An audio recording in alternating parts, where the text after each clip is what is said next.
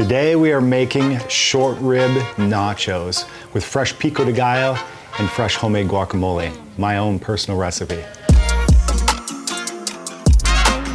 First, you want to coat the pan with grass-fed and finished butter, but any butter will do. And we're going to season our steak. Like I said, this is short rib, so you want to coat it on both sides. We're going carnivore style, just Redmond rock salt and butter. Don't forget the dollop of butter on the top. As that melts, it's going to crust it up nicely and add that tremendous buttery flavor. We're going to put this in the oven at 300 degrees for about an hour and 10 minutes. Next, we're going to prep all of our veg.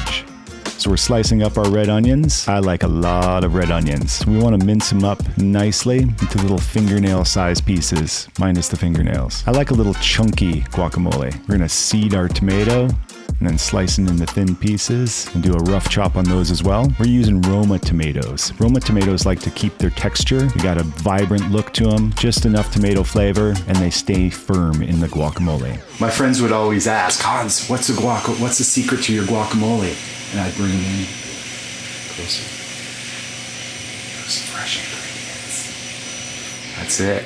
So once those are all chopped up, then we want to strain them. So I like the squeeze method. I'll strain all that liquid out of there first. I don't want to mash them. I'm just squeezing out the juice. Who wants soupy guacamole? Not me. We're going to split some jalapeños, seeds in, very important. I like a little bit of heat. We each have our own preferences. If you don't like the heat, you can seed them, but I'm keeping them in. We're going to have 2 whole jalapeños for this recipe. Once again, chopped. Doesn't have to be perfect, but nice little pea-sized pieces. Smaller the better for the jalapeños, but you want that good texture. They're done. Next up is the garlic. I love garlicky guac. So we're using about 6 cloves. We're going to smash them and then dice them up. Mince them up really nicely with very fine little pieces of garlic. Got some speed going on this one. You can use a garlic press if you prefer, or just do it this method. As you can see, it's a lot of garlic, but I like my guac garlicky. Next, we've got the cilantro. We've got 1 whole bunch of cilantro. Once again, just a nice fine chop on this, and you're gonna keep a couple leaves for garnishes later. Just going to town. Next up is our avocados. We're gonna slice them down the middle, stab the seed, twist, and remove. We're using about 12 avocados for this recipe, and these are aged perfectly, as you can see. Like firm, but not too firm. Little trick for aging avocados is a brown paper bag. You get them hard from the store, toss them in a brown paper bag, and they will ripen very quickly, within a day. As you can see, we've got all of our avocados ready. The great thing about guacamole is, if you screw up, you can always add another avocado. If it's too salty, too spicy,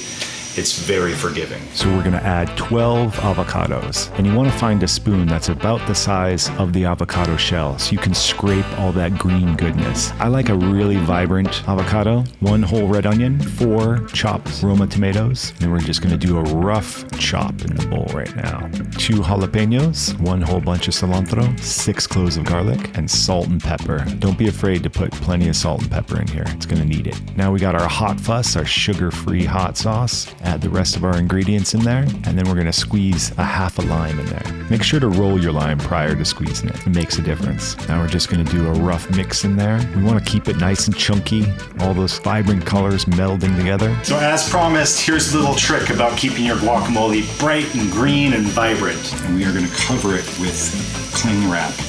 We're gonna move around it, work your way around, work your way over. Okay. And that's it. This will keep it vibrant and green in your refrigerator for days. Granted, it probably won't last days once you try it, but... For the other ingredient for our tacos, we're gonna make a fresh pico de gallo. Our ingredients needed are onions, tomatoes, cilantro, and garlic, a bunch of lime juice. Similar preparation, chop up 1 whole bunch of cilantro, 2 cloves of garlic, minced up nicely, 2 whole jalapeños. Once again, seeds in. We like it hot here. Squeezing on some fresh lime, get those flavors going, and then 2 whole Roma tomatoes. Once again, chopping it up, melding all those flavors together, squeezing out that juice. Now you got a beautiful pico de gallo to add onto your tacos or your nachos or whatever floats your boat. Now to pull our boneless short ribs, we're gonna let those rest for about 10 to 15 minutes and then start breaking them down. We're gonna slice it about 1/8 inch thick, and then we're gonna do a chop over the top. And that's it. You combine them all together. We've got our chicken crisps laid out with some cheddar cheese, melted, topped with our short plate and our fresh pico de gallo. Now it's just ready to eat. Amazing. Here it is, guys, short rib nachos. Amazing flavors with the fresh guacamole, spicy pico de gallo. Just add your favorite cheese and get this done in under 30 minutes.